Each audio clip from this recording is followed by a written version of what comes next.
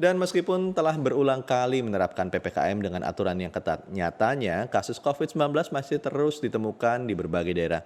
Apa yang menjadi catatan Ikatan Dokter Indonesia terhadap pemerintah yang harus segera ditindaklanjuti agar negeri ini segera terlepas dari pandemi COVID-19? Untuk itu kita akan berdiskusi langsung dengan Ketua Ikatan Dokter Indonesia, Dr. Deng Muhammad Fakih. Assalamualaikum, dokter. Waalaikumsalam. Sehat-sehat, dokter. Alhamdulillah sehat. Alhamdulillah. Dokter, ada kecemasan kami semua di sini tentang penyebaran Omikron yang cenderung meningkat. Sebetulnya apa yang terjadi saat ini, dokter? Ya, yang pertama nggak usah cemas kan, nggak boleh panik, tapi waspada. Ya. Yang terjadi, Omikron ini sudah menjadi transmisi lokal ya, terutama di daerah Jakarta dan di daerah-daerah lain, terutama dekat-dekat Jakarta, dan terutama tadi Jawa Bali ya, atau disebut aglomerasi itu sudah mulai ada. Oleh karena itu memang jurus-jurus yang kemarin diberlakukan baik oleh pemerintah maupun oleh masyarakat ini harus dilakukan kembali untuk Omikron ini tidak terus-menerus terus berkembang dan berpotensi seperti gelombang kedua. Dokter mengatakan jurus-jurus yang lalu diberlakukan kembali. Itu artinya kita mengalami mengalami pelonggaran gitu sehingga jurus-jurus yang lama sempat tidak kita gunakan lagi, dokter? Bukan, maksudnya jurus-jurus itu yang sudah dilakukan oleh pemerintah ya. Misalnya assessment, monitoring, supaya nanti ada kebijakan peningkatan PPKM misalnya. Itu kan memang sudah jurus standar yang di semua negara dilakukan. Kemudian ketatan masuknya orang-orang dari luar negeri. Kemudian lagi perluasan dan masif melakukan tracing dan testing yang kemudian mengingatkan lagi, mendisiplinkan protokol kesehatan. Kemudian masyarakat komitmennya masyarakat disiplin melakukan protokol kesehatan. Kemudian mempercepat atau cepat datang untuk divaksinasi. Itu jurus-jurus itu pembelajaran 2 tahun ini sudah kita tahu semua. Nah sekarang dengan adanya Omikron ini jurus-jurus itu harus dilakukan gitu. Dokter, ini ada pernyataannya Menkes yang menyebutkan pemerintah juga harus terus mewaspadai tren positivity rate. Saya membacakan press release-nya, dokter. Meski secara keseluruhan PCR dan antigen positivity rate masih berada di bawah standar WHO 5%, tetapi positivity rate PCR sudah meningkat menjadi 9%. Ini maksudnya bagaimana, dokter? Apakah memang sudah kita bisa katakan sekarang sudah cukup mengkhawatirkan, dokter? Saya kira penjelasan lebih detail mungkin dimintakan ke Kementerian Kesehatan, tetapi dengan positivity rate antigen itu sudah melebihi 5%, itu saya kira harus lebih waspada. Harus lebih waspada karena itu menunjukkan tren peningkatan potensi di atas yang disarankan oleh WHO. Dokter, ini ada yang menarik. Jadi saya pernah membaca bahwa antigen kan tidak bisa mendeteksi Omikron katanya, dokter ya. Sementara untuk jumlah orang yang diperiksa antigen setiap harinya itu jauh lebih banyak, bahkan bisa 4 kali lipat dari yang diperiksa oleh PCR. Jadi misalnya contoh kemarin, dokter, yang dengan RT-PCR ada 30.000. Sementara yang antigen ada 133.000. Apakah kita bisa katakan bahwa antigen ini sebetulnya sudah nggak efektif lagi saat ini atau sebaiknya tetap lakukan dengan cara apapun supaya untuk mencegah penularan? Gimana, dokter? Jadi begini, baik antigen maupun PCR itu tidak bisa secara langsung mendeteksi Omikron apa bukan. Betul. Tetapi bisa mendeteksi itu terinfeksi COVID apa tidak. Jadi untuk mengetahui Omikron, kalau yang dilakukan dengan cara yang kemarin-kemarin itu harus dilakukan sequencing, betul. Sequencing. Tapi sekarang ada pemeriksaan khusus yang langsung mengetahui Omikron. Ya.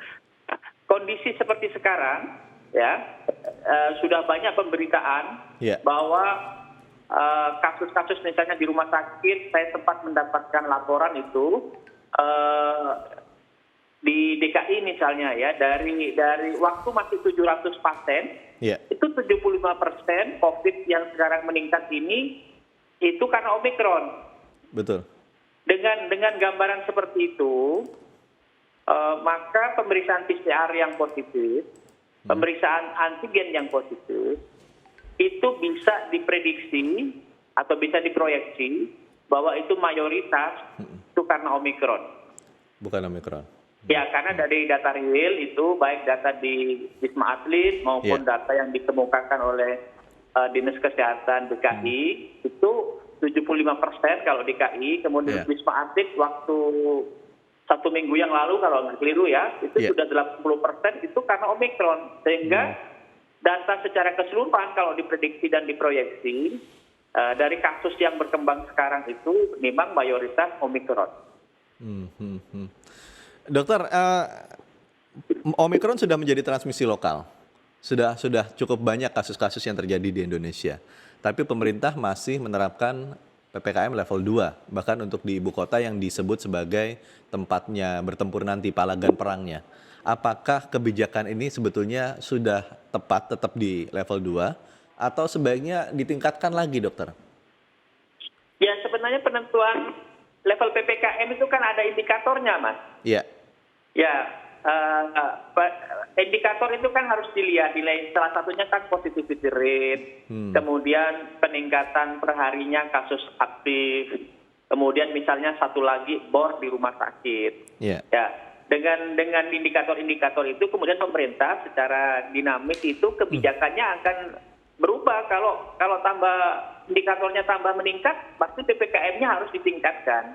Cuman ya dengan peningkatan yang mungkin transmisi Omikron ini cepat ya, para pakar itu sudah mengkonfirmasi cepat, itu mungkin monitoringnya yang lebih diketatin begitu. Monitoringnya, dokter? Monitoringnya terhadap indikator-indikator tadi itu lebih diketatin untuk diperhatikan. Artinya ada kemungkinan ditambah variabel lain atau diketatkan secara bagaimana ini maksudnya, dokter? Pengamatannya, kalau variabel yang sama dengan yang lain, itu variabel yang diberlakukan secara universal ya. Tapi pengamatannya itu mungkin lebih diperketat, lebih dipersering ya pengamatan itu. Lebih intens ya pengamatannya. Lebih intens pengamatan terhadap indikator tersebut. Baik, dokter, terkait dengan pembelajaran tatap muka, saya menangkap kecemasan orang tua terkait dengan pembelajaran tatap muka yang 100% ini. Apa pendapat dari IDI, dokter? Ya, saya kira dengan terjadinya Omikron seperti ini dan mulai meningkat ya, PPKM sudah ditingkatkan kembali di level 2, itu harus dikaji ulang. Tatap muka 100% harus dikaji ulang dengan peningkatan PPKM menjadi 2. Artinya harus jaga-jaga. Ini apakah mau diteruskan tatap muka 100% atau seperti apa? Ya, ini kan untuk menghindari percepatan penularan Omikron di masyarakat. Ya, ini kan kasus terhadap anak sangat mengkhawatirkan ya, dokter ya. Apakah dokter melihat saat ini proses vaksinasi pada anak untuk mencegah terjadinya transmisi lokal pada anak-anak itu sudah sesuai dengan ekspektasi, dokter? Ya, sudah dilakukan dengan baik sebenarnya program vaksinasi, dan anak-anak 6 tahun sampai 11 tahun kan juga dilakukan. Cuman seperti kita ketahui, vaksinasi ini memang tidak mencegah 100%. Meskipun sudah divaksinasi masih ada kemungkinan tertular. Sehingga ya selain vaksinasi tentunya tindakan-tindakan yang lain itu juga dilakukan. Misalnya pembatasan aktivitas, prokes yang ketat, itu harus tetap dilakukan. Sehingga kalau indikatornya betul-betul meningkat dan diprediksi dalam jangka tertentu akan meningkat, itu sudah mulai dikaji kembali kebijakan-kebijakan yang misalnya tatap muka yang 100% itu sebaiknya mulai dikaji kembali apakah ditinjau kembali atau dibatalkan atau diteruskan melihat kalau kami melihat Iya. perkembangan terakhir ini yang terus meningkat, bahkan pemerintah sudah meningkatkan level PPKM 2, Iya. kalau menurut saya harus cepat dikaji kembali. Harus cepat dikaji kembali. Ya, harus cepat dikaji kembali. Oke. Dokter, satu pertanyaan terakhir saya, dokter. Jadi wanti-wanti bahwa kemungkinan gelombang ketiga bisa saja terjadi dalam waktu dekat. Berarti kan salah satu tulang punggung kita ini adalah dokter-dokter yang berani berhadapan dengan penyakit yang mematikan ini, virus yang mematikan ini. Juga tenaga kesehatan. Evaluasi dokter terhadap gelombang kedua kemarin, terhadap perlindungan para dokter dan nakes, apa yang harus kita jaga supaya tidak jatuh korban lebih banyak lagi, dokter? Ya, yang pertama, kami kan sudah meminta ke pemerintah untuk dilakukan booster di tenaga kesehatan, dan itu sudah berlangsung dengan baik. Betul. Yang kedua, memang alat pelindung diri nanti kalau sudah pada waktunya itu mohon juga dipenuhi dengan baik, sesuai dengan standar yang baik supaya mengurangi resiko tertular. Iya.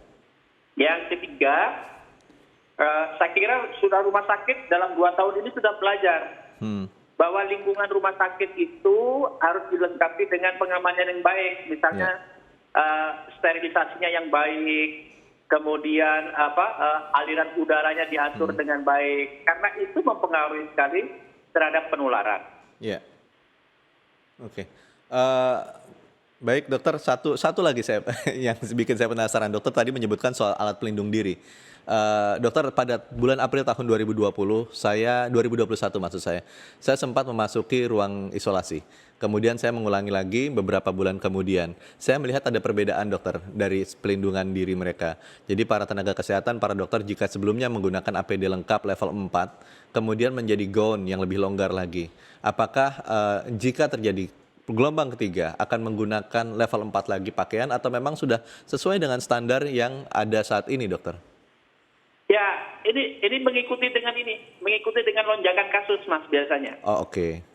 Kalau lonjakan kasusnya sampai seperti level 2, Iya. di rumah sakit itu berjubel, memang itu APD dokter tuh harus ekstra hati-hati ketat, ya. dengan nakes. Kalau enggak, kita khawatir nakes akan gampang terinfeksi, kemudian banyak yang sakit, banyak yang tidak memberikan pelayanan. Nah, masyarakat yang kasihan. Betul. Ya, Betul. itu yang kita khawatirkan. Tetap kita pantau, dan kita dari Ikatan Dokter sudah memberitahu ke kawan-kawan dokter untuk bersiap-siap menghadapi Omikron ini. Iya. Pada skenario yang terburuk, ya terjadi lonjakan seperti yang kedua, kita harus bersiap dan tentunya dibarengi tetap harus hati-hati mematuhi protokol kesehatan di tempat kerja dan pemakaian APD yang tepat untuk melindungi dari mudah terinfeksi. Baik. Terima kasih, dokter. Baik. Sehat-sehat selalu, dokter. Assalamualaikum warahmatullahi wabarakatuh. Waalaikumsalam warahmatullahi. MG Listener, demikianlah perbincangan kita dengan Ketua Ikatan Dokter Indonesia, Dr. Daeng Muhammad Fakih.